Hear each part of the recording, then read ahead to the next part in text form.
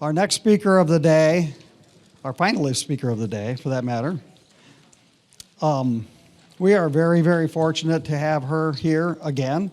She has spoken here a number of times, and hopefully this will not be the last time that she will speak here. We are very fortunate to have her come here and present her research. She is probably the only person left on this planet that had an intimate relationship with and knows everything about the original Betty and Barney Hill case. Now, it's like, that's an old case. It is the most important abduction case in the history of ufology because it was kind of the first one, really. And so the questions and the understanding that came out of that case set the stage for all the abduction and experiencer research that has happened since then. So she is here today to share her wealth of lifetime-long research. She is absolutely a rank veteran in this field. She's top UFO researcher in the world. There's just no two ways about that. I'm not reading from the script. I'm going from the heart here. So we're so glad to have her here. And she's going to talk to us about some really cool, weird stuff tonight, I am sure.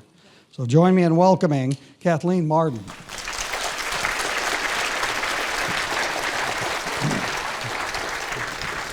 Thank you very much. You're welcome.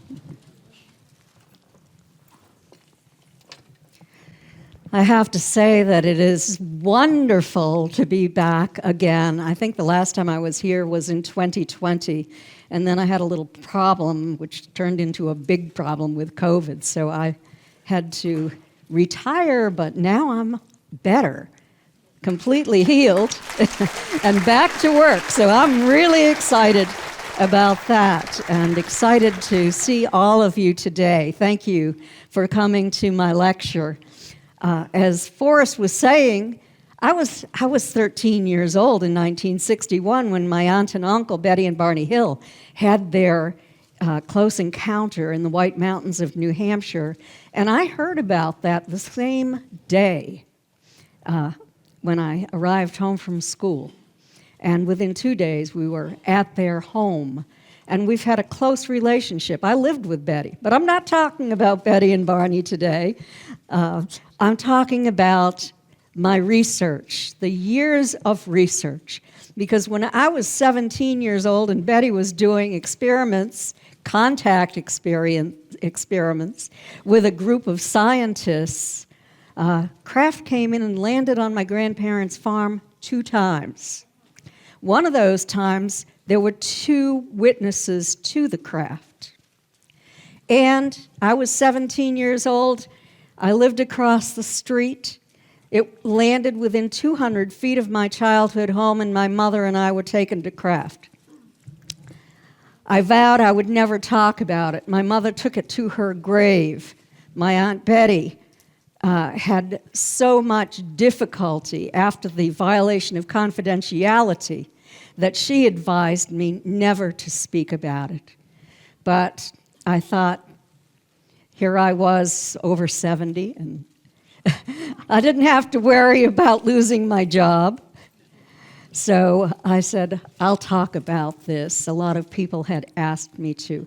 So I'll talk briefly today about some of the experiences that I've had as we go through this presentation. The overview is going to be on the following things: the investigation of UFO abduction, contact, whatever you want to call it, with non-human intelligence, psychic phenomena, the paraphysical overlay, the scientific investigation of the evidence, the social research studies I've worked on 4, contact and communication experiments, which I participated in and others did as well, spirituality and religion, the DIA, Defense Intelligence Agency, and Congressional Oversight Committee on UAPs, and pushback from the military-industrial complex. So, first we're going to talk about the investigation of UFO abduction and contact with non-human intelligence. And I'm not going to read from the screen. I have it there for you to read if you would like to read it. I'm just a person who believes in multisensory education. So I do as much as I can to help you to absorb the information. But if we go back in time to the beginning of contact, we always heard about people who were outside driving in a remote area, or maybe they were children on the backlands of the family farm, or hunting or fishing, and they saw a craft. If they were driving in the car, the craft would swoop down over the vehicle. It might have followed them for a little while. Then there would be a penetrating light that would come down into the vehicle. Sometimes it hurt people's eyes, the people in the vehicle. And then all of a sudden, they would either feel themselves moving backwards at an extraordinarily fast speed, or they were picked up, or sometimes they just found themselves in a new location and didn't remember how they got there.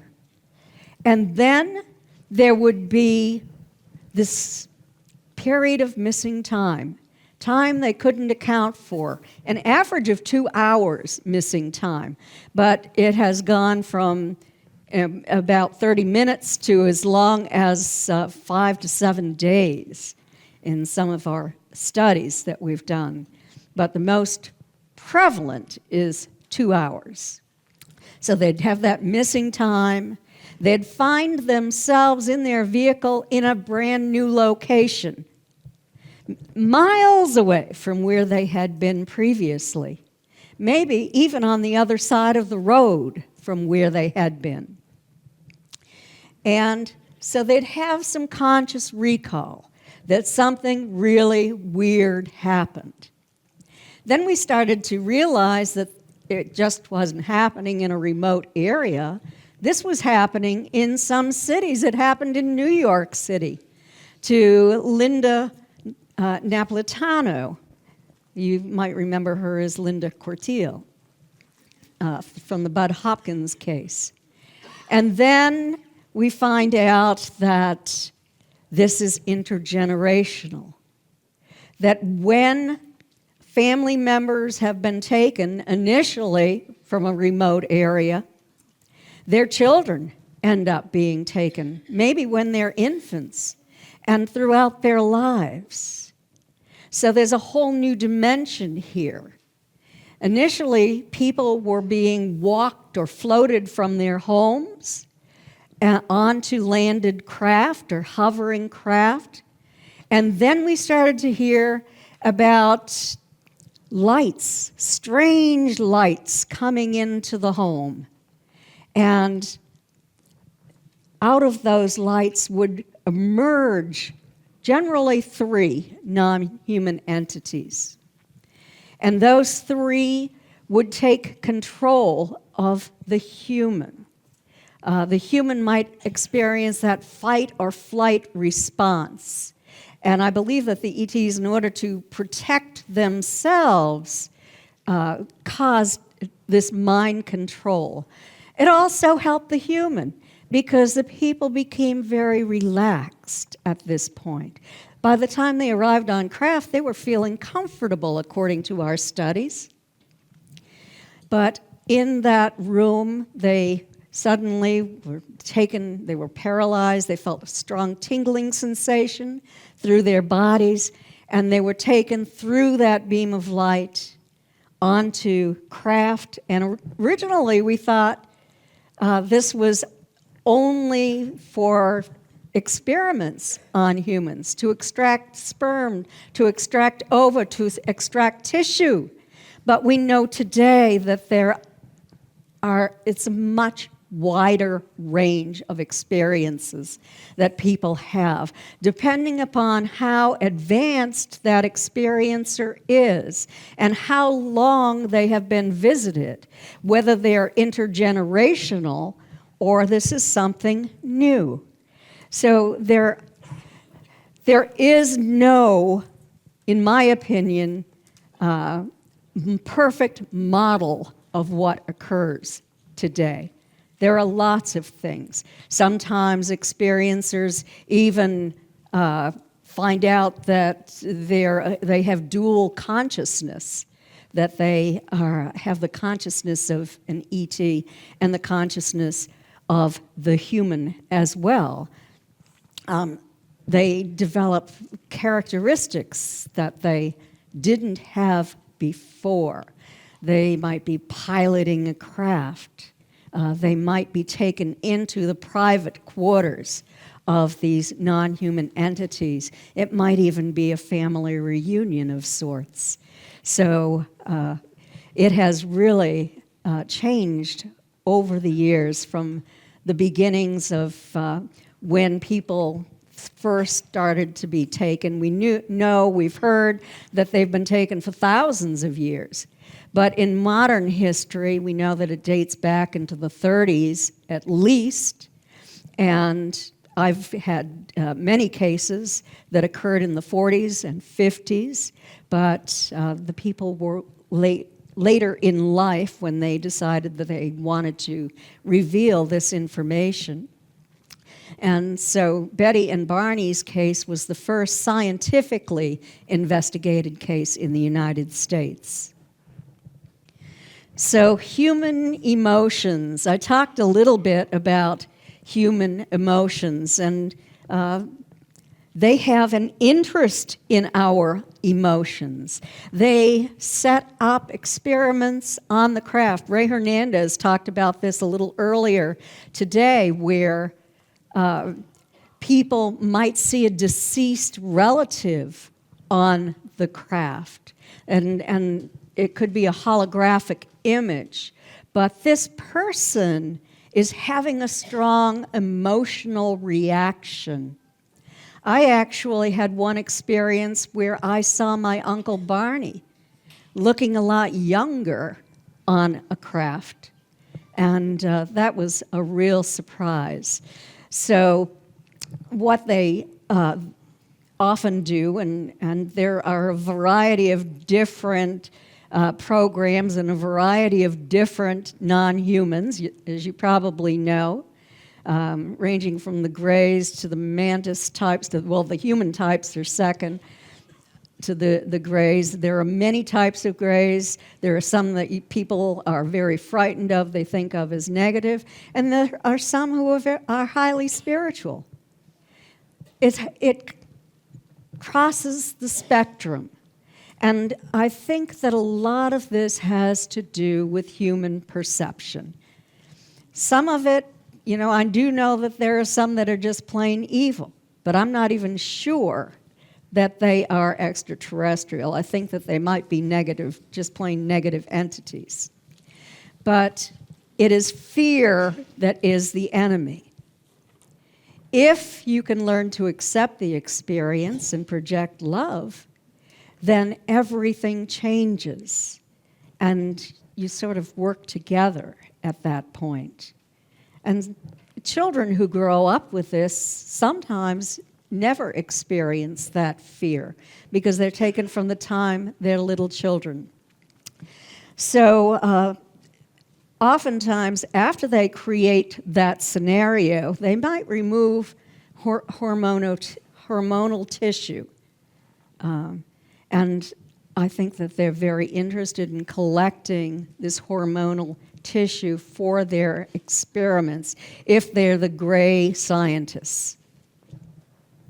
They will project intense love toward some people. I remember when I was very, very frightened, I found myself lying on a table, and I had a lot of conscious recall. And that might be because way back in the mid-'70s, Dr. James Harder confidentially investigated my case, hypnotized me, and gave me a post-hypnotic suggestion that I would remember. And I did remember quite a lot. And that probably fed into my fear that I was experiencing. But I was lying on this table. My Greys, the same ones that Betty and Barney had, were around me. And suddenly one came up close to my face and I felt the most intense feeling of love that I've ever felt in my life. I've never felt that on this planet. It was projected toward me. It didn't hug me. It didn't kiss me. It didn't say nice things to me. It was just love. And it was incredible. And I completely lost my fear at that point. They might tell experiencers how important they are, that they volunteered for this before they were born into the bodies that they're in today, and that they're here as part of a project to raise human consciousness, to raise the vibrational frequency of the human population, to save our planet. And then for some, this isn't a large group, but for some, they use a kind of a gel-like fluid to stimulate people sexually, and they cannot resist having sexual intercourse with either their mate or it could be a complete stranger.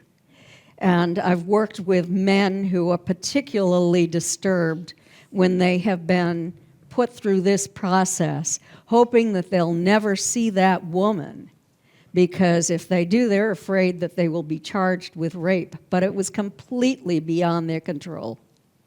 So those are the ones that are kind of on the negative side. Nobody likes that.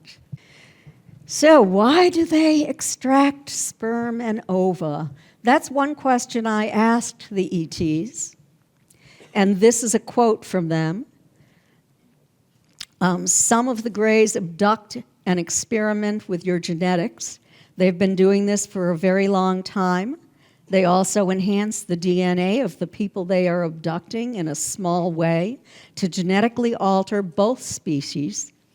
The reason they use family lines is to keep the genetic codes similar so that they can follow progress from generation to generation. And sometimes one of these hybrids that is created is kept in the womb of the mother. It's not taken out and raised in an artificial environment. It remains in the womb and it's born to the human mother. And it has remarkable characteristics. And I don't talk publicly about any of those that I've worked on because I fear for those children. I would not ever reveal who they are or who their families are. And finally, long-time experiencers who have undergone this process of upgrading their DNA have the same characteristics as hybrids. Something that you might be familiar with because it goes back into history. The education that people receive on the craft after they have the physical exam, if they have a physical. Planetary destruction, environmental disasters. The children at the aerial school in Zimbabwe had a really difficult time with that because they were so young and they were shown visions of trees all being blown down at once. I hypnotized Calvin Parker from the Parker-Hickson abduction in Pascagoula. And Calvin had a really hard time with this because he was shown nuclear devastation, people starving, the impact on their flesh, on their hair, on their bodies. It was a horrible image, and it was terribly traumatic for him to see. And many of you might not know this, but his father worked for the Nuclear Regulatory Commission in his state. And Calvin was a driller.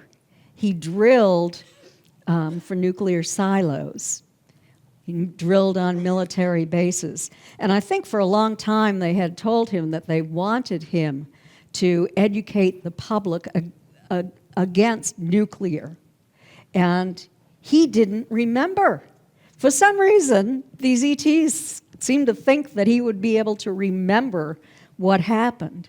But he couldn't remember that message until after I worked with him, and we discovered that they were really angry with him because he wasn't doing his job. So, but he didn't know he had that job to do.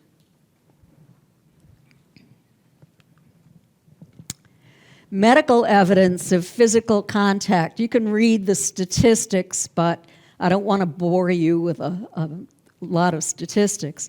But most experiencers have experienced sinus problems, probably because an implant was placed up through their nasal cavity, and that implant might have caused a nosebleed as well.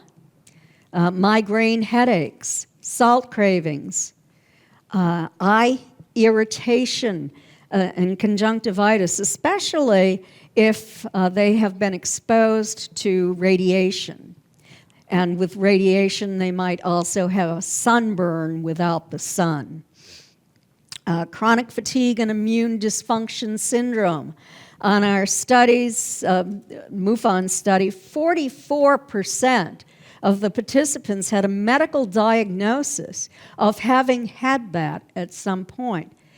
It used to be less than 1% in the general population. Since COVID, it's about 2 to 3%, so it's increased. Hair thinning, burns on the body, fibromyalgia, disappearing pregnancies, and wounds, patterned wounds on the body. Here they are, some of them. These appear on people all over the world. Up in the top left, you see the typical scoop mark, but there's so much more. Triangles, the daisy pattern on the top right. They told me that the reason that they had to extract tissue samples from me was because they were concerned about the level of environmental toxins in my body. And they gave me that message many times over the years. I couldn't understand why, until I remembered that I grew up just downhill from what became a Superfund site. It was the Conway Barrel Company in Kingston, New Hampshire. And I remember growing up, they would be burning out barrels. And there were neurotoxins, all kinds of chemicals in those barrels. And the air would be filled, it would be gray, and things would be falling. And my mother would make us stay inside on those days. There was a terrible odor that we were breathing in. But it also seeped into the groundwater because they were washing those barrels out and just dumping them into the stream next to the company. So it became a major disaster. In fact, when I went back there to stay with my mother, when I got divorced, I had 2 children. And before I went out on my own, we stayed with her. And what I found out was that every child on that street had a learning disability. And when you read about this, they'll deny that it seeped into our groundwater. But why did every child on that street have a learning disability? It also happened around the Great Lakes. It happened in Japan. It's happened in a number of countries around the world due to environmental toxins. Emotional reactions, I talked a little bit about that earlier, but initially, fear, fight or flight, traumatic stress like my Uncle Barney had that he finally worked through with renowned psychiatrist Dr. Benjamin Simon, anxiety, anger. Some people want to kill them. I had a case where a man was sleeping with a gun under his pillow and was handcuffing himself to the bed and had put boards over his windows and was still taken.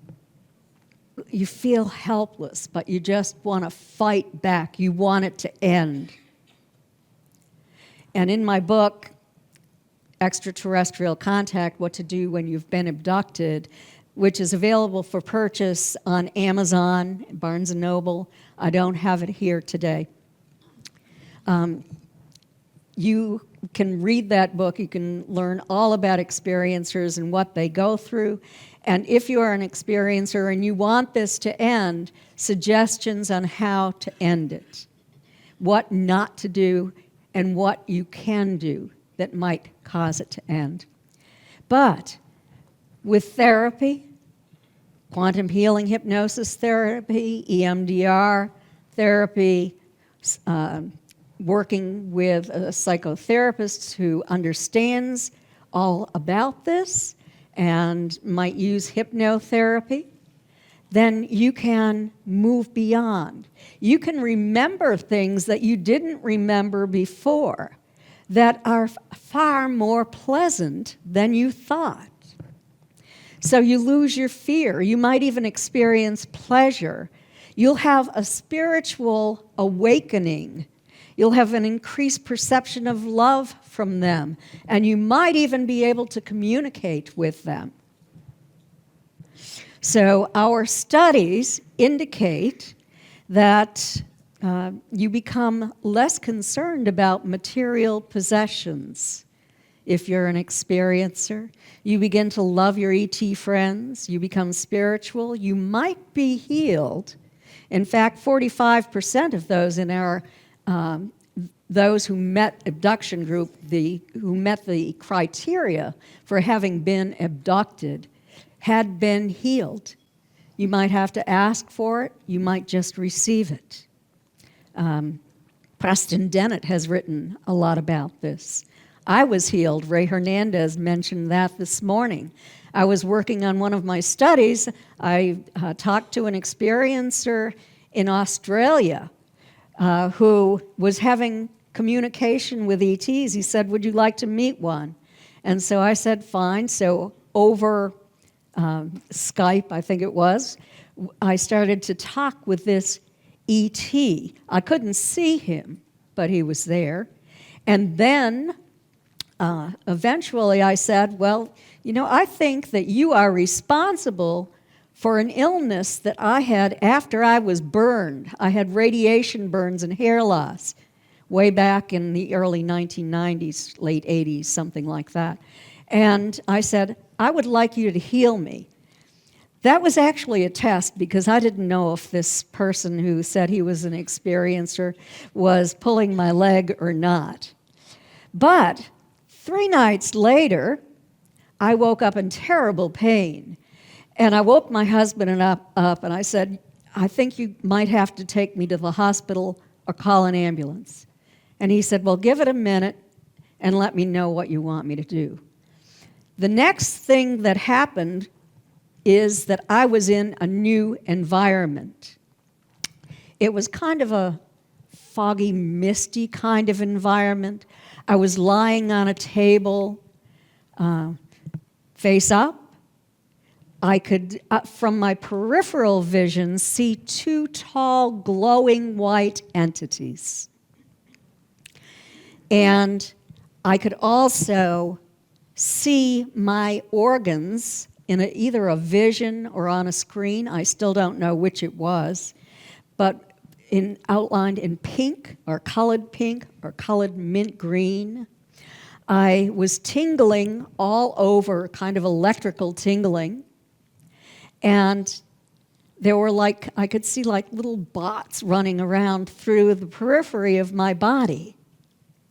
And then I was returned to my bed, and I felt like I was 25 again. The illness that I had was completely gone. I have not had it return. since 2000, I think it was 2012, when this happened. So I'm very grateful to this man in Australia, and he proved to me that he was telling the truth. You will become more concerned about the welfare of our planet. You may or may not discover that you have a special purpose, but you know that you have one. You want contact to continue. You receive messages from non-human intelligence. You long to be with them. You feel universal connectedness. Medical healing. I've worked with several people who have been healed by ETs, and they use different healing methods. Sometimes it's surgical, sometimes it's exposure to a type of light or heat, and sometimes it's to that strong vibrational energy that I experienced. And sometimes people are immersed in viscous fluid. It's fluid that you can breathe. Now, I'm not sure if that's part of the healing process, if it's a sterilization process, if it's nutrients. I really don't know. I should ask the next time one comes to visit me. But I still don't have the answer to that question. This is a case of healing in an experiencer that I worked with over a number of years, beginning in 2012. He's from Winnipeg, and he was an amateur astronomer. He was outside with his telescope when a craft came in. He had a close encounter with this craft. Within weeks, he was visited in his home, and he started to send me evidence from that. I ended up having a T-shirt analyzed that turned pink, just like my aunt's dress, but it was from a different source than my aunt's dress. Also, he had an implant removed. The implant was removed by his physician, silver in color. I could see it in the test tube, in the photographs, packed in dry ice, sent to MUFON headquarters, approved to go to MUFON scientists, and it self-destructed before it made it to the scientist. And within a week, I received a message from another MUFON state director who said, "I have to get this off right away. It's dissolving in front of my eyes." They don't like it when you have these taken out. And in fact, Jim had his taken out, and then he felt very remorseful. He was so sorry that he had done this because he thought he'd lose contact. And I said, "Jim, don't worry. They'll be back. They know where you are." And they did come back, and he was really delighted that they had. But one day he called me, and he had a large lump on his neck. And he'd gone to the doctor. The doctor gave him penicillin. They thought it was swollen glands. It didn't work. And then he ended up going in for a biopsy, and they discovered that he had lymphoma. Unfortunately, he was very frightened that he was going to die. And I said, "Well, I've worked with many people who have been healed by these non-human entities. So why don't you meditate, get into a very relaxed state at least twice a day, and send telepathic messages to your ETs telling them that you would like to be healed?" And I said, "Jim, I'll do the same thing for you." And so we started working on this. And he ended up going in for surgery. But let me show you what happened before he went in. This is just some evidence that he actually did. He was scheduled. He went before a surgical team. He went before a doctor. The tumor was growing very fast. It was wrapping around to the back of his neck and up under his ear. And then all of a sudden, it disappeared. And the doctor said, "What can you tell me about this?" And he said he didn't tell him anything about it because he didn't want to be considered, quote, a nutcase, which unfortunately does happen. But watch this film. This is the way he was healed. And this is, I'm going to play over and over again. I'm going to see if I can capture it and stop it with this mouse. Nope, it's going to come again. See if I can capture it and slow it down because it's very interesting to see.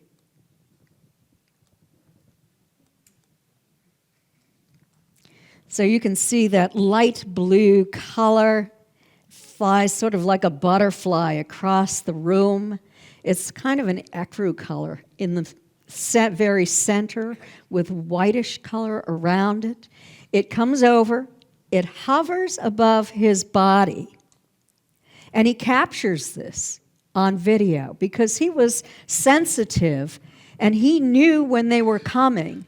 And I had worked with him. I always work with experiencers who have a really great case, and I teach them how to collect evidence. You're not going to collect evidence unless you know how to do it. So he's all set up. He captured this evidence. He fell asleep then, and he slept for 12 hours. And when he woke up, the nodes on his neck were no longer visible.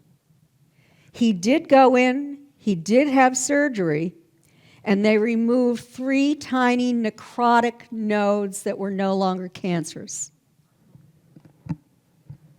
Pretty remarkable case.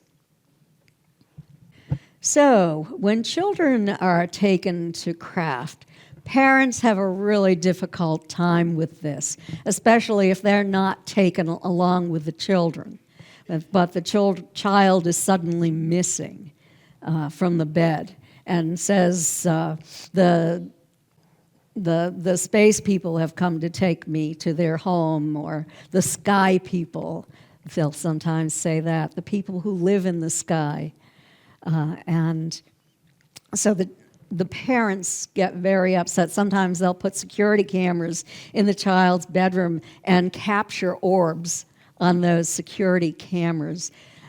Sometimes there's a mistake that's made and the child ends up missing from the home and is outside in the yard all night long. These ETs do make mistakes sometimes. Sometimes they drop people. Sometimes they leave kids outside. So that's difficult for parents. But for the children on the craft, especially when they're young, they might have a good time because they'll all sit in a circle with other children and they'll use their minds to move orbs around the room.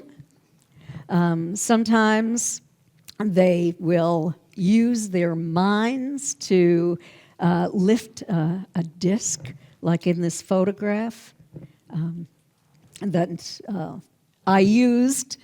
If that little girl is me when I was young. But elevating a disc using only my mind. I was with a little boy, and there was an older girl who was very, very pleased, dressed in this sort of plaid jumper, looking on, and she was with a little gray. So we also had messages about environmental awareness that I've talked over and over and over about. And sometimes you learn how to have out-of-body experiences to be able to astral travel or to travel with your ETs as well. So many things happen when you're children. Sometimes you might learn the meaning of their symbols, and they'll want you to be able to read their symbols. And I always wondered what the symbols were for. There have been symbol studies done, and that indicate by the scientists who did the studies that this is evidence, or this could be evidence, that alien abduction is real. but the children learn the symbols and sometimes learn to read the symbols. One of them told me that the symbols that are seen on the craft are actually the coordinates of where they came from, where they are now, where they're going next, and that they can actually jump through time and space.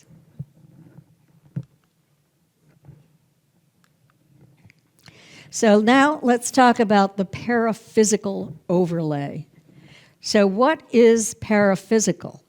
Well, let's talk about physical first. I started out as a nuts and bolts physical evidence person, investigator, and I was that way for probably 30 years before I finally decided to change my mind and accept reality. I was always attempting to put that into a separate category, but it's not separate. So the physical is having a material existence perceptible, especially through the senses and subject to the laws of nature, measurable and reproducible. The paraphysical, which is the word that I like to use rather than paranormal, is not part of the physical world as it is currently understood. Phenomena for which there is no adequate Newtonian scientific explanation, but it can be understood by quantum physics. And Dr. Claude Swanson, who is now deceased, but I knew him. He helped me to understand some of this, and he has written books on this, very scientific explanations for all of this paraphysical phenomena. Theories on contact. Let's get into this. Where are they coming from? Well, we used to always believe that years ago, that they were extraterrestrials coming here, maybe using nuclear energy to fuel their craft, stopping from one planetary system to another, and then finally making their way to this planet. But things have changed because now we know that they are here. We've heard this at our congressional hearings. They're under our oceans. They're under our ground. They're in space, not far away from us. There might be some on the moon. They say there are bases on the moon, maybe on Mars too. So maybe, and some of them are actually living in very large craft, and that is their home because they rarely go back to their planets now, or perhaps their planet has reached a point where it's no longer viable. And so they've used technology to travel through space. Maybe they're interdimensional. Well, as you go out into space, you go through different dimensions anyway. So perhaps they're living on planets, in star systems, but they're living in a different dimension than we are. I've met fifth dimensionals. I've met ninth dimensionals. Ultra-terrestrials. They've lived here all along. I think of the reptilians when I think of that. Are they actually humanoid dinosaurs who have lived here under the earth all along? I don't know. Are they time travelers? My Aunt Betty always used to say that she believed that they were from the future. They looked like what we will look like in the future. And hers were kind of gray types, but not the little grays. That was one group, but there were taller grays too. Here's a statement from my aunt. She said, "These things are happening to Barney and me as well as to my relatives, but they also have been witnessed by other people who were present. We do not believe in ghosts, but we do believe in space travel and life on other planets. So we wonder if these space travelers might have the ability to be unseen by us." And yes, because they're vibrating at a higher frequency, because we have a narrow range of vision. Other animals have a broader range of vision. Your cat might see them when you can't. But they can be in your environment. They might be translucent. They might be completely invisible. But you can feel them. They come in and they can communicate with you telepathically if you are a long-term experiencer, especially intergenerational.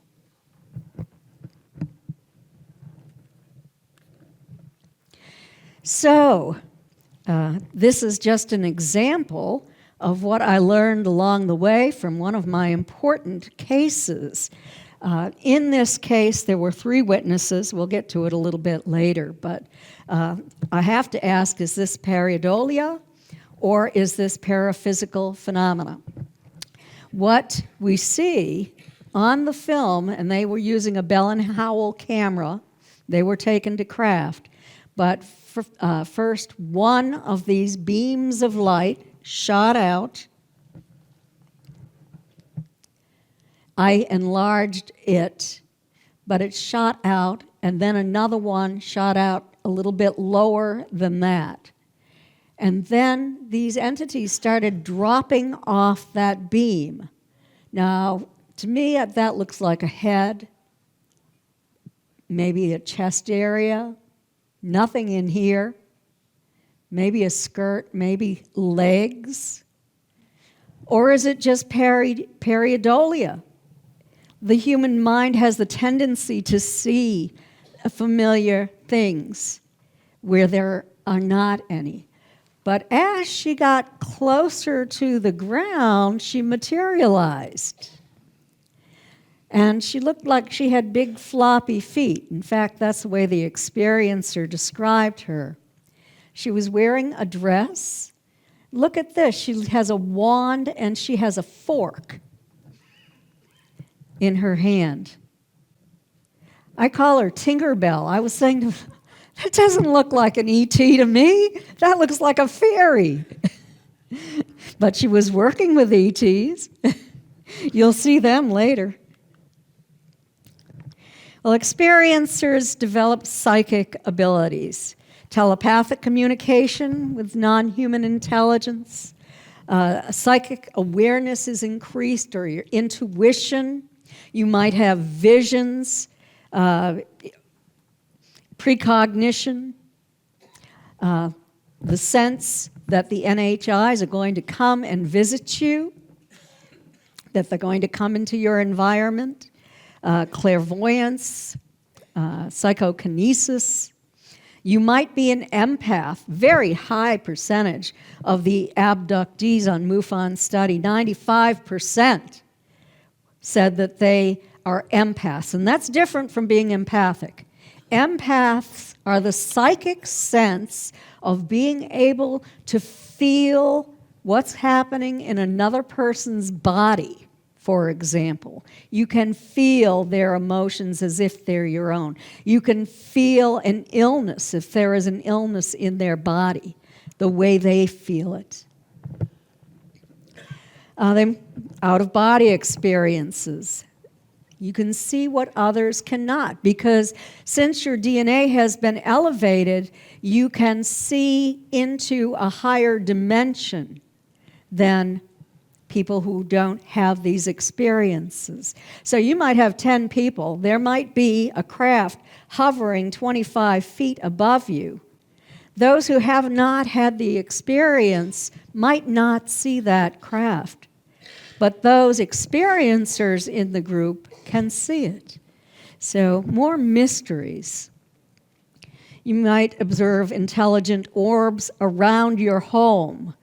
And that's something that's very much of interest to me, because they could be orbs of a deceased person, or they could be non-human intelligence that will then become physically formed in front of you. So let's get into the science of this, the material science. And I really admired Dr. Roger Leir. He has passed away, but he was known as the Implant Doctor, and he lived in California. He initially started to work with Darrell Sims, and then they departed company, and Dr. Leir worked in California. He was very highly respected, and he removed implants. A lot of them were just shards of glass, but some of them had very special properties. And some of them had no visible insertion point and no surrounding scar tissue, no inflammatory response, coated with a very tough material that resists attempts to puncture it. It acted as if it had intelligence when the surgeon took the scalpel to try to remove it. It would run up a person's arm or leg and to try to escape from being taken. There was a highly elevated level of proprioceptive nerve fibers connected to these implants. And that is what we have for touch, pain, temperature, spatial position, awareness, that sort of thing. He sent some of these to laboratories, and he didn't tell the laboratories where they came from or what they might be. And a couple of them came back with isotopic ratios of non-terrestrial origin. They were nanotechnology, far in advance of the devices that were manufactured on our planet. And one had a radio frequency that transmitted into deep space. Here are some photographs of implants. More recently, they've been inserting them into, they've ended up in areas of the body where it's very difficult to remove them surgically. So I guess they didn't like Dr. Leir removing these implants. So since they have intelligence, they can insert them through your hand, for example. I've palpated the arm of two different people who had one inserted, but before they were able to go in to have an X-ray of it, it just traveled up the arm and disappeared. And you can see here in the bottom, down here, a little implant way down into the bone of the jaw, down under the teeth, where it would be extraordinarily difficult to remove. Also, they place them in areas where there are a lot of nerves, especially around the ear, right in front of the ear, or where if you had surgery to remove it, you might experience facial paralysis. So they do that sort of thing. We always, in the beginning, thought that it was a tracking device. We know that, well, maybe it is, but it's far more than that.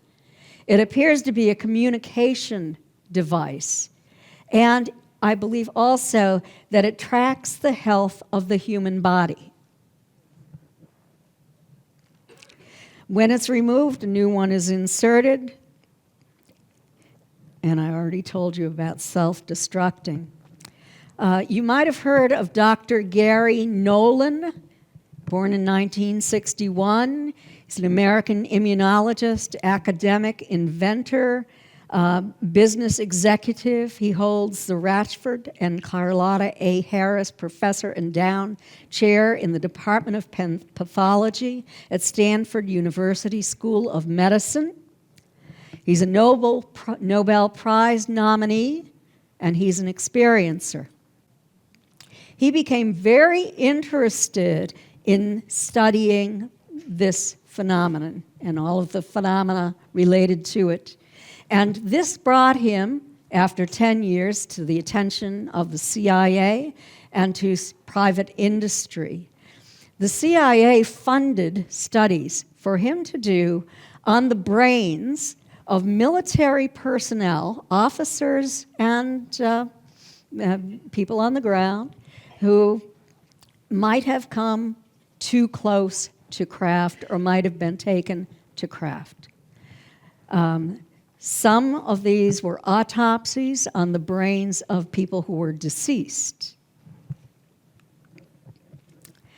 And what he thought from his findings was that an area of the brain was very badly damaged. That's what he thought initially. He worked with 100 military pilots and ground personnel and intelligence agents. It was not a brain injury at all. This was something that was done, and it had a very positive purpose. The MRIs indicated that some of their brains had been horribly damaged in the caudate putamen area of the brain. Well, it wasn't, as I told you. So let me show you.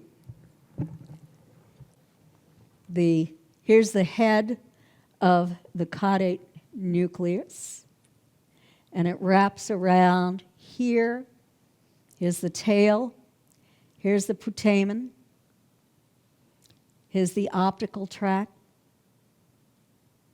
There's the thalamus.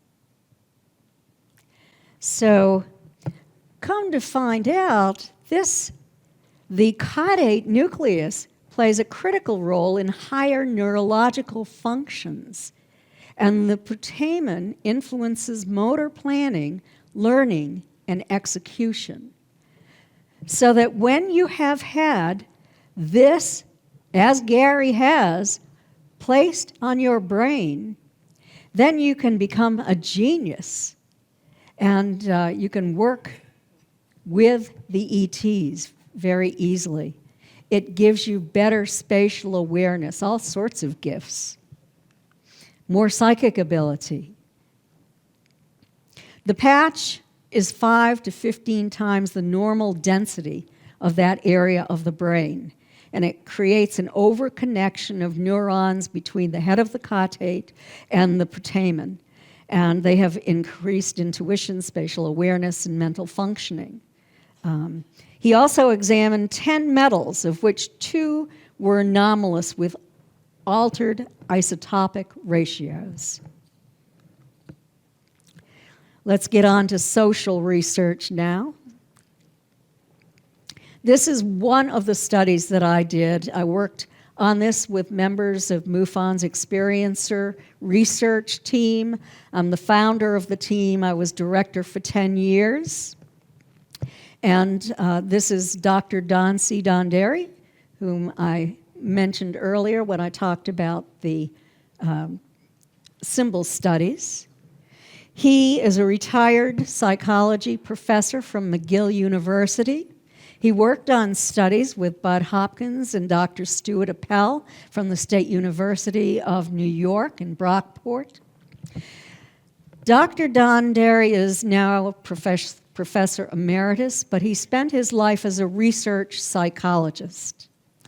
And unlike many professors in the United States who failed to advance in their career or were greatly criticized, he flourished in his career. He didn't have the kind of experience that the Americans had up in Montreal, where he was working. And so he was one of the people, the scientists, who standardized the American Personality Inventory that was based on the Minnesota Multiphasic Personality Inventory. And it was designed specifically to identify individuals who had UFO abduction syndrome, which was different from people who have never had a UFO contact experience and the general public. So what you see here is our study, the phase 2 of our study. This little black area was the abductees from his first study. This was the control group. And these were the wannabes, or the simulators, people who really wanted to have this experience. They had a great deal of knowledge about it, but they didn't have the characteristics. So what we did is we took all of this group of 175 people who participated in phase 2. We had 516 in phase 1. And we looked at the responses of the people right around in this area, those who were closest to the target. So I'm going to just give you a little bit of information. I don't want to bore you, but we asked, what age were you when you were first taken? And what we discovered was among all the survey takers, 72% were under age 20, and 26% were less than 5 years old when they were first taken. For the abductee group, 80% were under age 20 the first time they were taken, and 15% were under 5 years of age. Now, not everybody remembers being taken as a young child, so it could be higher than that, but these are the statistics we have. And I just thought I would put in a photograph of my Aunt Betty when she was a little girl. I always wonder how long she's been taken. Was she a child the first time, but just doesn't remember it? We asked, do you have conscious recall of observing a UFO at less than 500 feet in the distance? Survey takers, 65%, abductees, 70%. Were there witnesses with you? Survey takers, 46%, abductees, 50%. Have family members observed a UFO close up? Yes, in large numbers.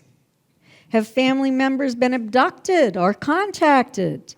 Among the survey takers, it was 41%, but among the abductee group, it was 60% who knew that family members had been taken. So it does confirm that this is intergenerational in many families. We wanted to test the skeptics' argument that all of this is sleep paralysis and sleep hallucinations. So we asked, have you awakened to find yourself unable to move or cry out? Symptom of sleep paralysis. Well, 75% of the survey takers and 90% of the abductees said yes, that had happened to them. But then we asked, have you been awake, but you saw a non-human, and then you became unable to move or cry out? It was 36% for all of the survey takers, but 60% among the abductee group. So that sort of blows the skeptics' argument out of the water. Do you have conscious continuous recall of observing non-humans or alien entities? 514 answered this question. 54% for survey takers, 50% for the abductee group. Have you experienced the sensation of unexplained motion in your mattress, such as the feeling that something unseen is walking on your bed? Only it's depressing your mattress. You can feel it. It's unbelievable. 75% of the abductee group had that happen, because I think that these entities are just outside our visual range as humans. Survey takers, 58%. And what was the demeanor of the entities you encountered? You know, on the internet, on television shows, you'll be frightened to death. You'll hear about how horrible this is, how we're being used as lab rats, that sort of thing. But 48%, the majority, said that they were businesslike, neutral. On one end, we had 37%, you could answer more than one question, 37% said they were kind. About 10% said they were absolutely wonderful. 10% said they were evil. And 30% said it varied by entity type. Some were kinder than others. Now, you've probably heard that if you have Rh negative blood, you might be an experiencer. I've had a lot of people come up to me and say, I have Rh negative blood, so I must be an experiencer. That was a question we asked. The average in the United States is about 15 to 16% in the general population. This was an international study on English-speaking countries. We found a significantly elevated level of Rh negative blood among both groups. The abductee group was 33%, the survey takers overall, 31%. So double the general population. But still, people with Rh negative blood who are in the abductee group and in the survey group are taken at a higher rate. But there are far fewer Rh negative people on this planet than Rh positive people as well. So let's talk about contact and communication experiments. When I was investigating my aunt and uncle's case, I was looking for Admiral Herbert Knowles. He was actually a rear admiral in the Navy. He lived across the river from my aunt and uncle, and after he retired, was on the board of directors of NICAP.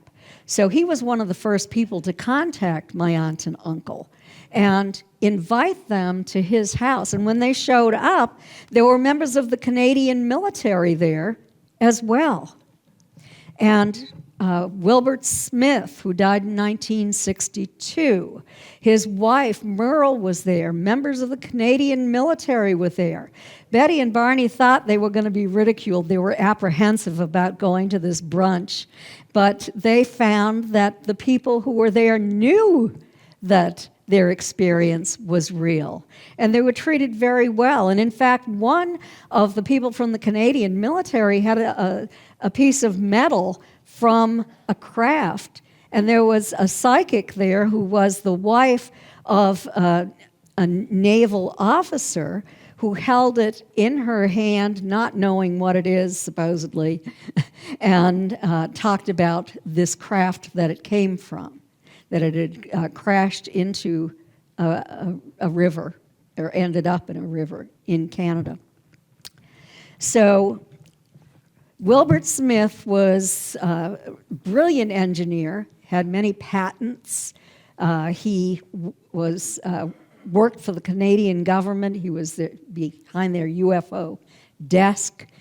He'd gone to Washington. He's the one who found out that in our American studies, they concluded that UFOs are real, that they can outfly anything that we have and outmaneuver anything we have on our planet, etc. This was way back in the 40s when they discovered this, 1947.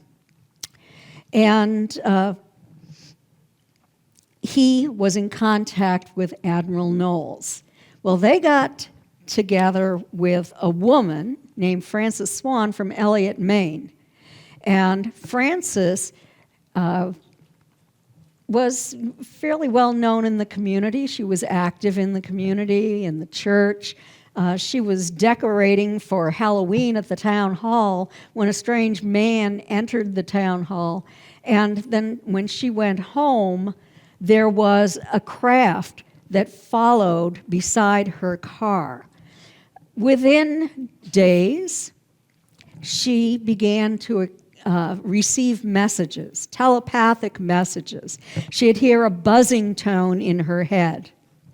It was happening all day and all night. She couldn't control it. And so she made a deal with them that they would come twice a day at certain times. And then she would sit and rapidly write what messages she was receiving from them.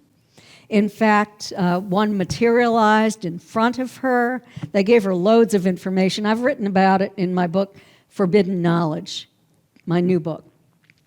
And so what she did is she took this packet of information to Admiral Knowles. And it was scientifically far beyond her level of knowledge and understanding. So he sent it down to Dwight Eisenhower. And then I have the FBI record, you'll see him in the book, of the FBI becoming involved in this investigation. Dwight Eisenhower was very interested. The CIA, the Air Force, the Navy, they were all interested in this communication experiment. So this is just a little bit of information going back to 1954, messages that these non-humans were giving to Admiral Knowles and Wilbert Smith. You must stop polluting the earth. Humans must become more spiritual and raise their vibrational level. We will provide competent teachers to educate all of you, but one nation will not achieve success to the detriment of another.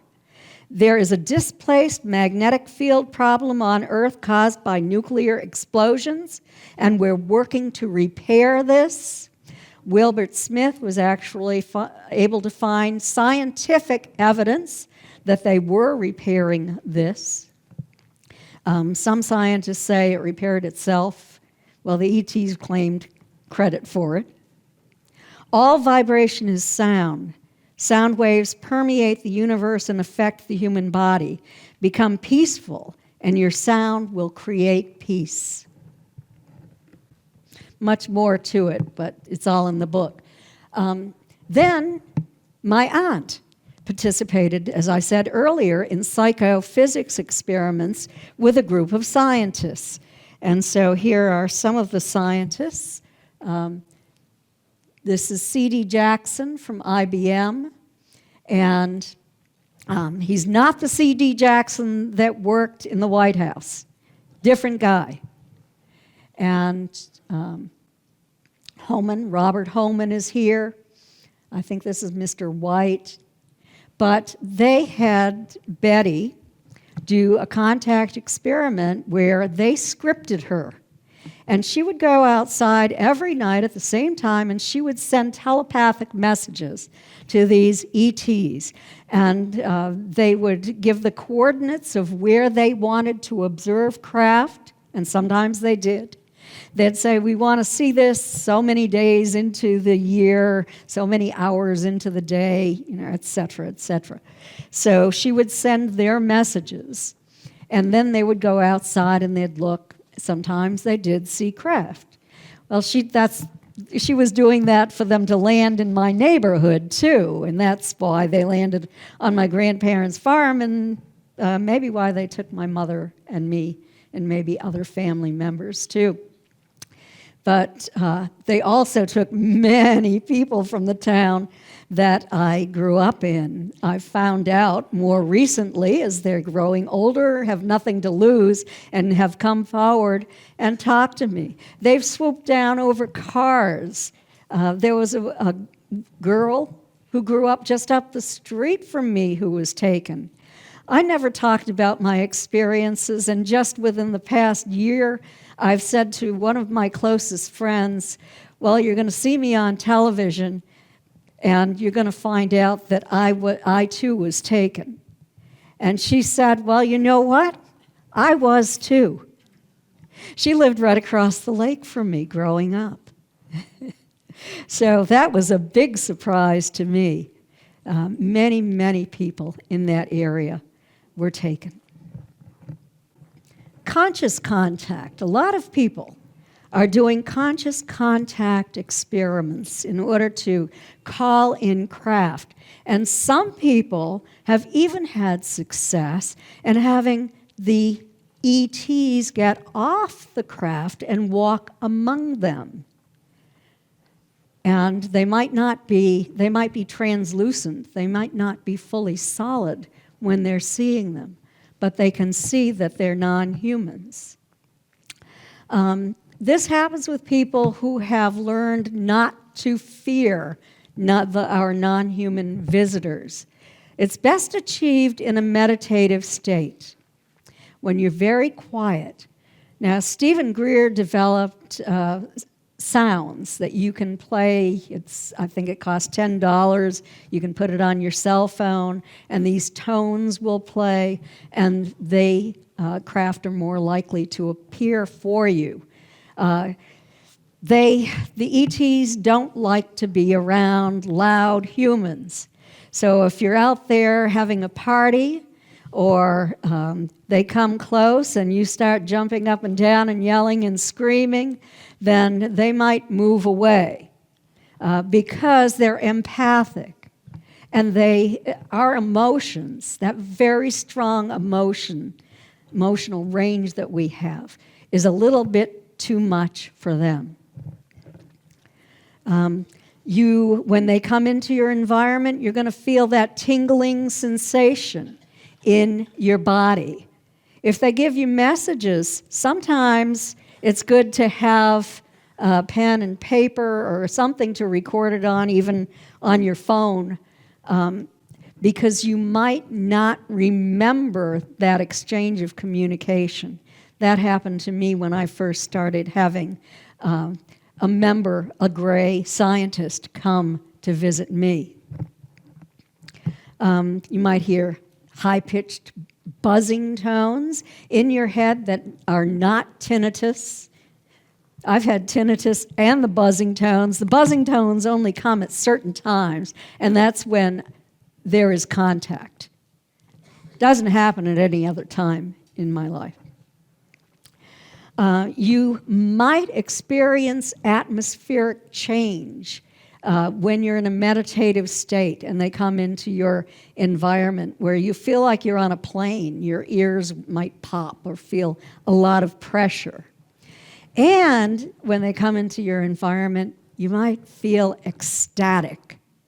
There's just a wonderful feeling of ecstasy that they bring along with them. The ET's major concerns from the communication experiment that I have done with them and a group of researchers, and Kevin Briggs, you might have heard of him. He's a man who was born in the UK. He now lives in Florida. He happened to live in the same town as me. I met him in 2016. He'd had experiences since he was a child. I did hypnosis with him. And then the ETs told him that they wanted to do this experiment to communicate with us. They also gave him a lot of scientific information about their craft, about their system of travel, a lot of scientific information that I've passed on to a couple of scientists. So some of the messages that they've given to us is thermonuclear explosions tear into the dimensional fabric and cause damage for life in other dimensions. And it made me remember that back when our scientists were first developing nuclear weapons and doing above-ground testing, the scientists were reporting that they were seeing flying discs that would just come in. And they were wondering if maybe this was fallout from their nuclear tests.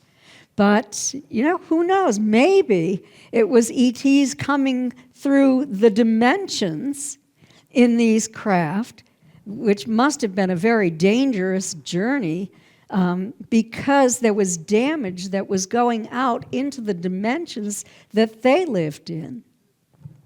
possibility. I don't know for certain. They might be attempting to upgrade humans to assist in our development as a species. They said that they are.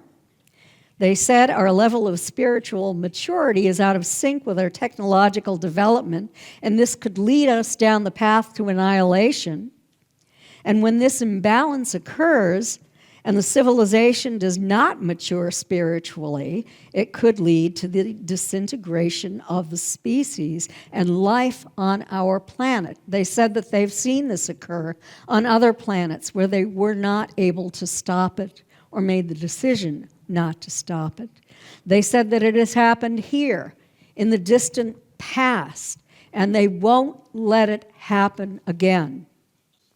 But they don't want to show themselves. They said we're not, the general public is not ready to have them come in great numbers and hover over cities all over the globe.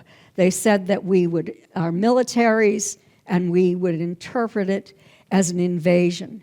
And they don't want us to interpret their presence that way. They're here to help us, they say. You must stop polluting the earth. There's a great deal of negativity now within your planet. If we have positive thoughts, then we share that consciously with others. If we have negative thoughts, then that affects others as well. I call it different from Carl Jung, who said the collective unconscious. I call it collective consciousness, that our collective emotions, our thoughts, form a kind of world consciousness and can create plagues, can contribute to war, to violence on the planet. So I personally believe that it's very, very important for us to be kind to others. Hatred is the enemy. Fear is the enemy. Love is the answer. Love your fellow human. You don't have to go around telling them you love them. Just be nice. Just project love into your environment if you can do that telepathically. It really helps. I've done experiments with that, with people and with the animals in my neighborhood. I live on a lake in an area in the country. I have cow pasture on the road, sandhill cranes, little lizards, and I just did experiments projecting love toward all of these things. And what I found out was these very skittish little chameleon lizards that are maybe about that long stopped in their tracks when I projected love toward them, and they puffed out their little ruby throats. I was amazed that my thoughts could do that. I did that to the sandhill cranes, and when they had babies, they showed me their babies. They came close to me.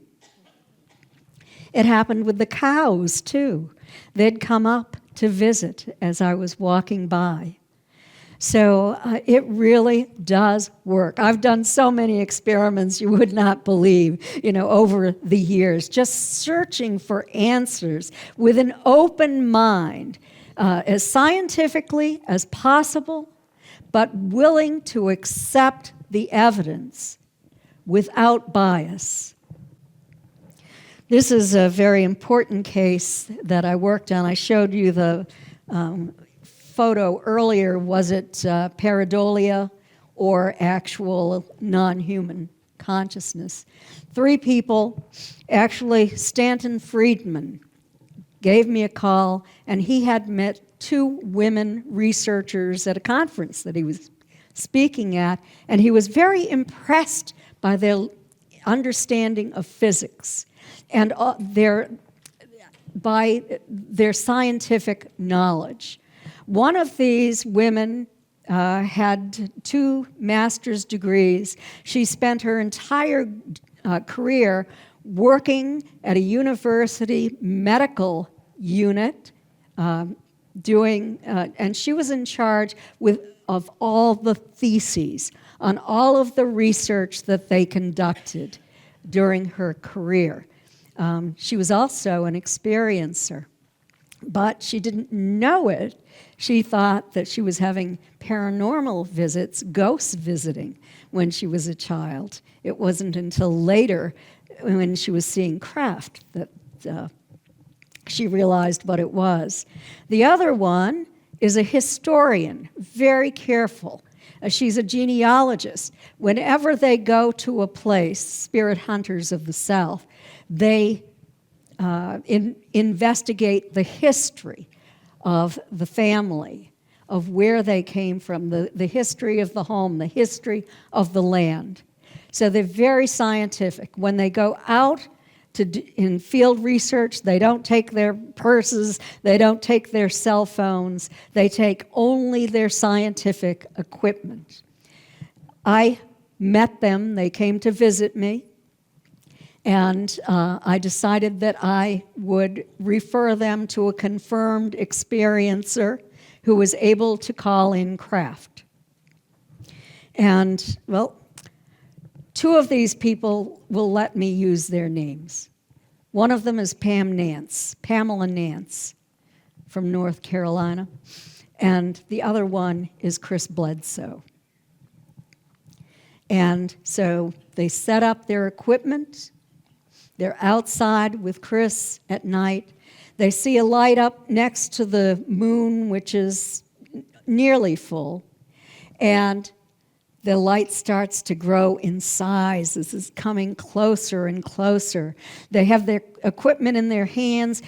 Pam is attempting to record electronic voice phenomena, and they have cameras. They've set up that 35 millimeter, or that Bell and Howell night vision video camera in another part of the yard.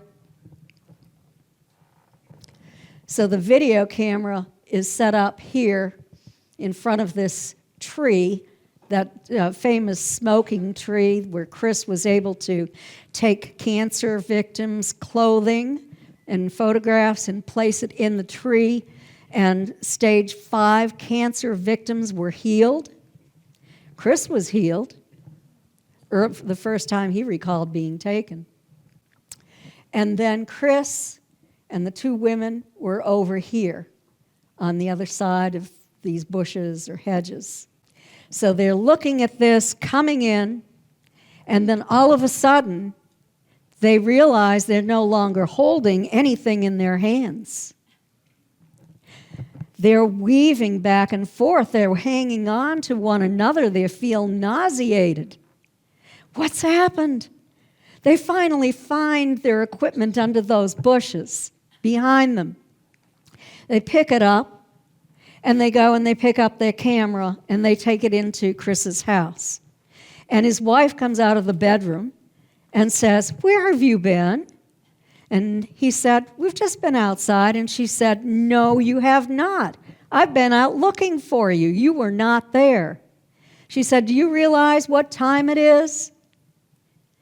They were missing about 2 hours' time. North Carolina MUFON investigated this case, and it was a true unknown. Then I, through the ERT, investigated this case. I interviewed all 3 of the witnesses. I knew about it immediately after it happened. Pam let me know what happened. I kind of felt bad about it since I had made that referral, because Pam was very fearful initially, but not anymore. Not since she's worked through this. She understands it completely now.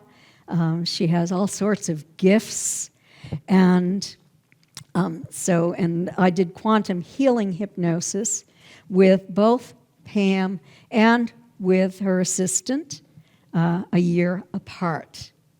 And so I haven't written about that yet.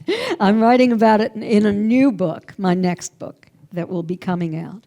I wrote a little bit about it, though, in the second edition of Forbidden Knowledge, which is for sale out on the vendor table.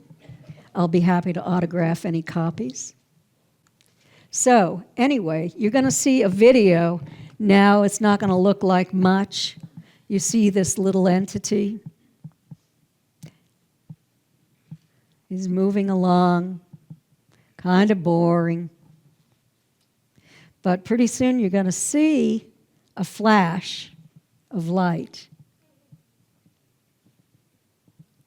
And then you're going to see one up close.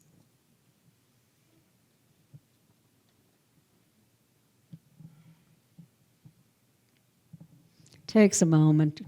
He's just there looking around.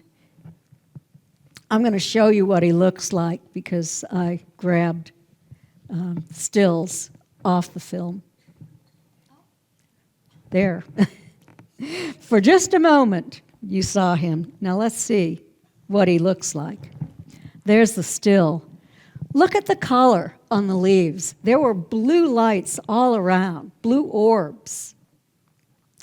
And he's dressed in, he or she, whatever it is, dressed in black with this headgear. I find headgear on a lot of photographs of non-humans on cases that I'm working on. And then this is a close-up of what I believe is the face. And this is the headgear up here. It comes down on both sides. But look in here. I can see two little beady eyes, some kind of protrusion that looks like a nose, a line that looks like a mouth, and then another line that looks like a chiseled chin. Here's another one that we found. It might be up in the tree. I'm not sure if it's in the tree or just in the background or just on its way drifting down from the blue light. But this is an enlargement. Look at the shape of its head, kind of triangular shaped. Very thin body like Mantis-Types, these skeletal arms like Mantis-Types, and the same hands that the Mantis-Types have. Here are some more. I wish I could get clearer images, but they were so tiny. I just don't have the kind of software that I can do a better job with. But here was this one. He's just sitting on the ground. He has something on his back. You can see his head here, his legs. He has an arm coming down here and another arm coming down here. And suddenly, he's enveloped in blue light. And he lifts up into the air, and you can see that he's sitting on something, almost like a chair. And his feet are attached to it. And he's just gliding along and looking in all directions. He has this blue light that he's going to capture those three in. And he's holding something else in this arm. Look at that unusual body type that he has. And he's wearing headgear here, too. In a close-up, I can see that it looks like metallic headgear. It comes up, and then it juts back perpendicular.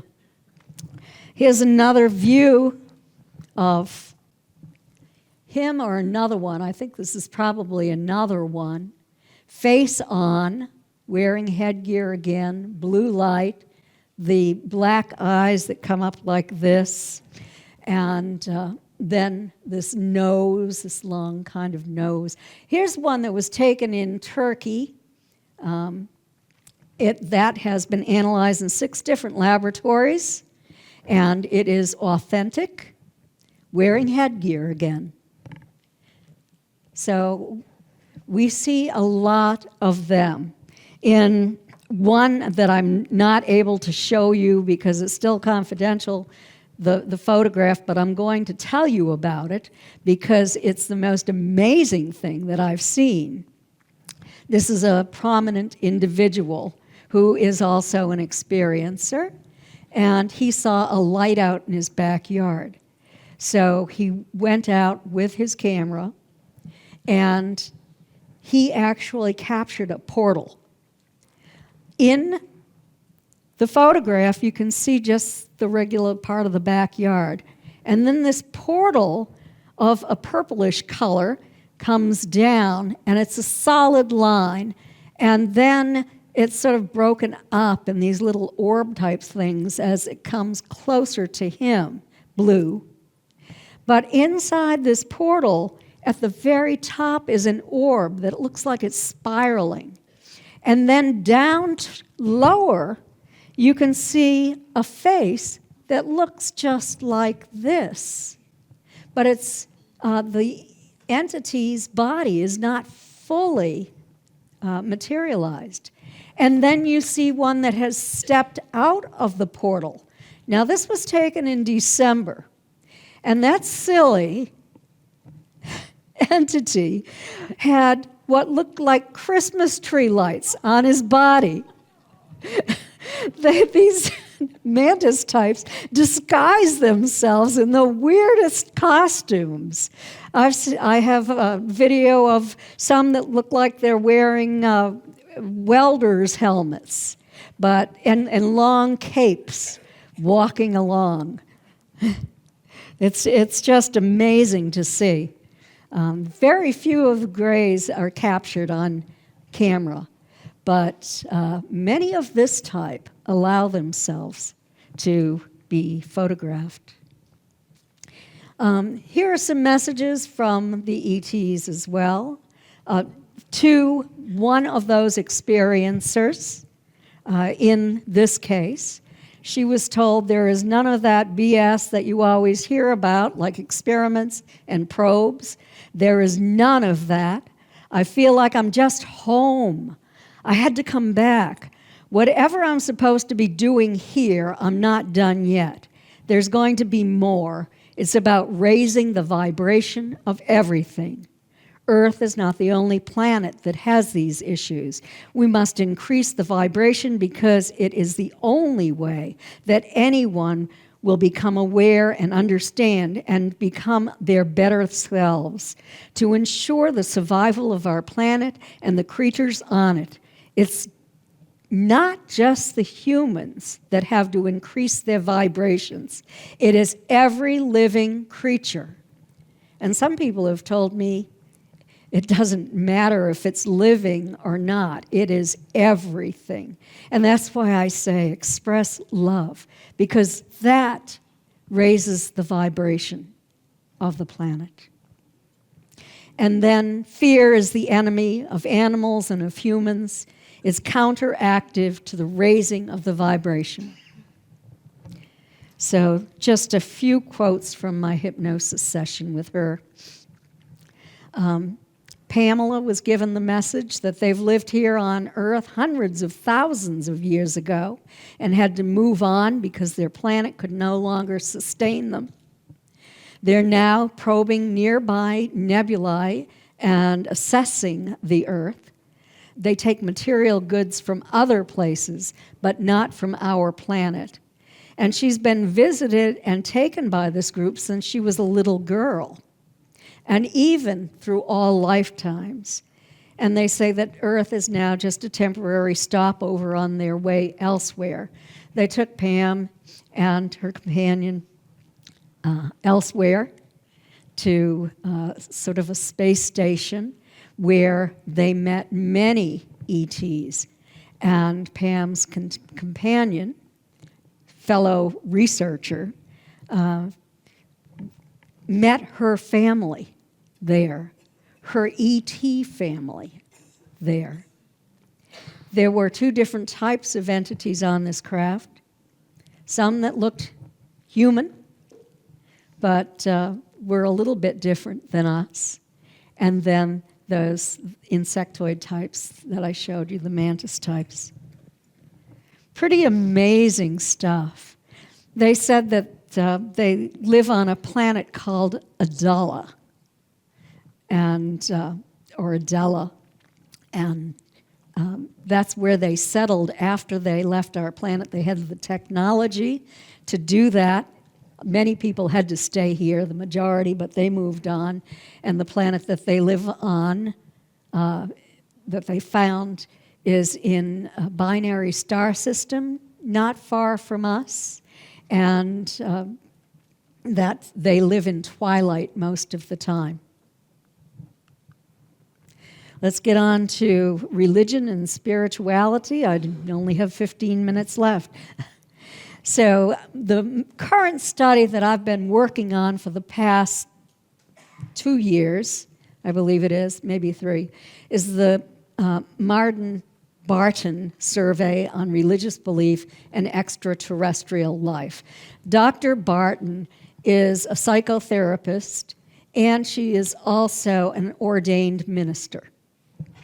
So we were very concerned. She was part of that experiment that I told you about that I worked on with the Council of 8 with Kevin Briggs, where we met and had physical evidence that ETs were present, or whatever they were, a non-human consciousness, higher vibrational entities, 5th and 9th dimensionals. So she took part in that, and then we were concerned about how the religious community would accept the presence of non-humans visiting our planet. And so we decided to do this study, and we now have completed that. It's undergoing statistical analysis by us right now. After I complete that, then it's going on to a professor at Concordia University in McGill, and he and a student are going to do another analysis. They want my analysis because I have a background in sociology, statistics, social research, and they're going to use AI to do their statistical analysis. It's quantitative and qualitative. We had 1,005 people who participated. 404 had no experience with UFOs or non-human entities. 601 did. I tried to make it half and half, just couldn't get it, probably because of who I am. I've spoken with one religious scholar who's interested in our study, and he said, this is a quote, "I've seen from my preliminary research that more liberal churches tend to attribute hallucinations and mental illness to self-reported abductees, while more conservative churches may jump to a demonic explanations. The story of your aunt and uncle disclosing their experiences to their Unitarian church and finding help as a result stood out to me as a positive exception. I'm very saddened that experiencers often can't find listening ears within their established support systems, including churches."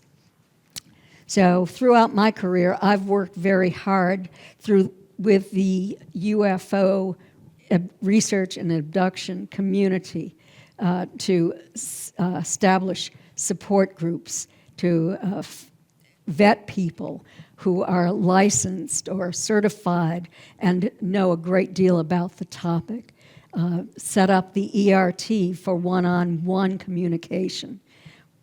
So I've done a tremendous amount attempting to help experiencers so that people won't have to suffer. I'm just going to show you a little bit of the what we've received as answers. Do you believe there's intelligent life on other planets in our universe? 2.99, none of the above. 94.43% yes, no, 2.59%. Do you believe that intelligent life from elsewhere is any of the following? Positive, 12.14%, negative, 0.70%, less than 1%. Both positive and negative, 83.68%, and I don't believe in intelligent life from elsewhere, 3.48%. Do you currently fear a non-human presence?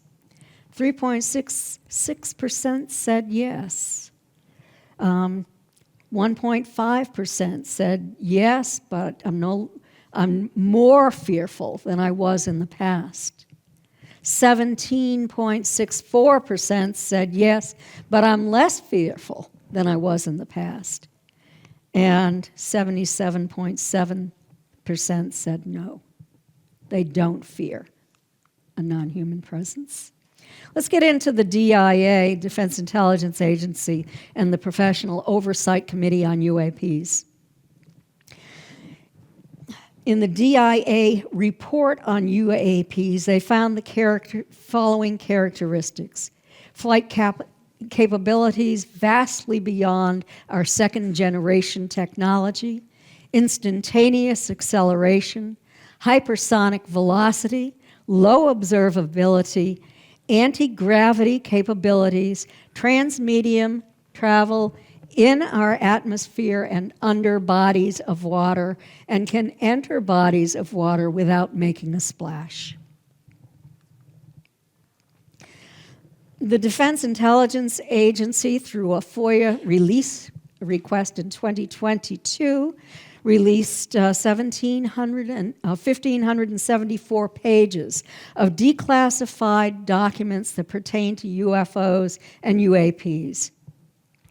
The reports of capture and release program on humans and unaccounted for pregnancies, levitation, and telepathic communication was in that report and those reports. The medical impact of exposure on humans. And John Schuessler, who was a NASA scientist, but was also the director of the Mutual UFO Network back in the early 2000s, I believe it was, did an extensive study on this, and this was in the DIA's reports that they released. It was titled UFO-Related Human Physiological Effects, and it particularly pertained to exposure to radiation, but other things as well. I received the report, purchased it as soon as he published it, when he wrote it way back in 1996. Very interesting report. But the DIA has released that. The anomalous acute and subacute field effects on human biological tissue. It was done by the OSAP program, the first program before the ATIP program. 42 of 300 unpublished cases by the Defense Intelligence Agency. The report says there are rare consequences of getting up close to or taken to a UAP. Warping space and time. Electromagnetic heating and radiation burns. Damage to the nervous system. Cognitive damage. Hair loss. Nausea. Unaccounted for pregnancies. Telepathy. Poltergeist activity, orbs, shadow entities, and other high strangeness events in the house, and Marian apparitions. I was so happy to read this because I'd already discovered all of that. But finally, here we had our military releasing this information. They don't want to release a lot of information. The Congressional Oversight Committee on UFO and UAPs has had a lot of pushback from the military-industrial complex. Here are some quotes from Gary Nolan, and I think he sums it up very well, so I just wanted to read his quotes. There has been an active cover-up. Just look at what the Department of Defense recently announced. They announced an office to study the phenomenon, putting money aside. They say they will start the study from 1947. And they actually did the study. And I was so disappointed because I have done the history of that research when I was a student of Stanton Friedman. And I've gone to the archival collections, and I have the FOIA request the original documents dating back to 1947. And the reports that they just released are all of the disinformation that they've been releasing forever. So I was extraordinarily disappointed. Gary said, we want a list of every operation they did to misinform the public. They are individuals who were involved in the retrieval of UFO debris and subsequent secret government programs. And it will soon come forward to reveal what they know. And some of them have come forward, and they've faced consequences from the military. They were not supposed to. They were supposed to have immunity, but then they received death threats and reputations ruined, that kind of thing. These remains went to places like Lockheed and other large aerospace companies which wanted to profit from them, and a lot of them basically took a bunch of information, pulled it all apart, and said, okay, let's make a profit from this. We're not going to tell Congress what we have, because if we do, we may have to share it with McDonnell Douglas or someone else. So it was basically greed that is part of the reason for this cover-up for so many years and for the pushback now. They want to continue to make that money, and they don't want Congress to know everything that they have and everything they know. More frustration regarding the House Oversight Committee on UAPs. This is a statement from Representative Tim Burchett, who was heading up the committee, Republican from Tennessee. He said the Pentagon and Washington bureaucrats have kept this information hidden for decades, and we're finally going to shed some light on it. We're bringing in credible witnesses who can provide public testimony because the American public deserve the truth. We're done with the cover-up. Congress is angry. They say, we pay the military their salaries. They don't have the right to keep this from us. The military says we have every right. So that is the conflict. And then this comes from CBS News after a closed-door hearing with David Grush. And he is one of the ones who received death threats, and they tried to destroy his reputation. But he has just recently been hired for a high-level position. So I was very, very happy to learn that. At the hearing in July 2024, Grush said he was informed of a multi-decade UAP crash retrieval and reverse engineering program and accused the military of misappropriating funds to shield their operations from congressional oversight. He claimed that he had interviewed officials who had direct knowledge of aircraft with non-human origins and that so-called biologics were recovered from some of the craft. The Pentagon denied the claims. Of course, they always do. That problem is with the non-human intelligence from the biologics. They freak out when we start talking about that. They don't want that part made public. The pilots who just had the sightings didn't have that kind of problem. And here's hope, quote from the Chairman Comer, Republican from Kentucky, in a press release on February 11th of this year. He said, for too long, the federal government has kept information of public interest classified, and the American people are demanding greater transparency. This secrecy has sowed distrust in our institutions. The task force will build on the Trump administration's efforts to declassify records of national importance and ensure Americans to get the answers they deserve. Representative Luna from Florida is committed to shining a light on the truth and ending the era of secrecy. It's time to let the sunlight in and finally provide answers the American public has long demanded. It's long overdue. That's my statement. And my time's almost up. This is the updated version of Captured. I updated it on the 40th anniversary of the abduction.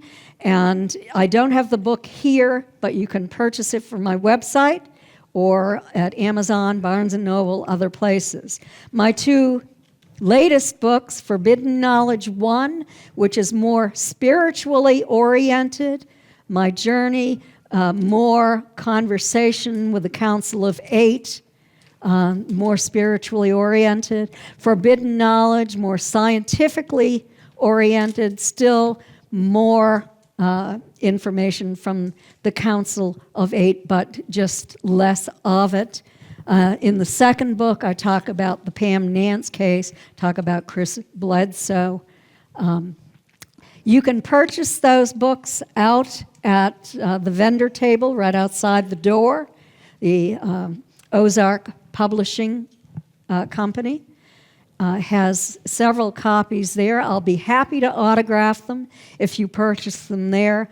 I brought a few in my suitcase, and they're down at my vendor table, but I didn't plan on selling them, so I didn't bring change, and I can't take a credit card. You have to have $20 cash. After, and I'm about to finish this, I cannot stay here and talk to you. I've been given marching orders that I'm going to be escorted out and downstairs. And you will find me down at my vendor table, which is right next to MUFON's table, down there where all of the speakers are.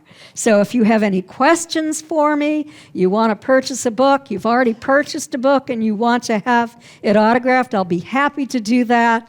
Or I'll also tonight be at our get-together from 8 to 10. So I can autograph books, be happy to talk to you there as well. Thank you so much.